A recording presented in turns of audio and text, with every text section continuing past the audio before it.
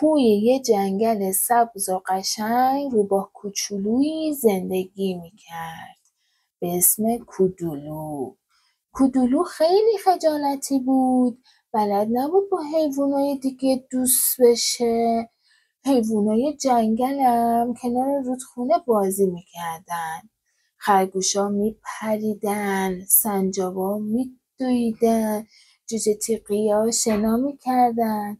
ولی کودولو فقط از دور نگاه میکرد.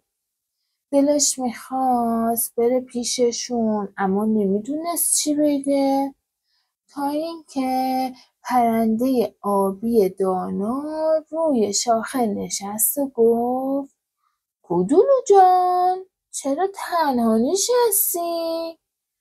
کودولو آهی کشید و گفت من دوست ندارم تنها باشم، ولی بلد نیستم چطوری باهاشون دوست بشم.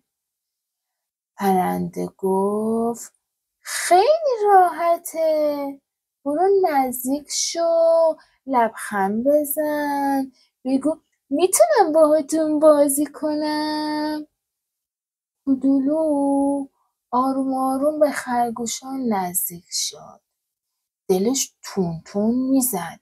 یه نفس عمیق کشید و گفت سلام، میتونم با شما بازی کنم؟ خرگوش خندید و گفت البته که میتونی، بیا با هم بازی کنیم. سنجابا گفتن آره بیا ما خوشحال میشیم. کودولو یهو خجالتش ریخت. همه با هم خندیدن و دویدن و پریدن. جنگل پر شد از صدای شادی. پرنده آبی از دور نگاه کرد و گفت دیدی؟ فقط یه سلام و یه میتونم بازی کنم همه چیزو حل میکنه.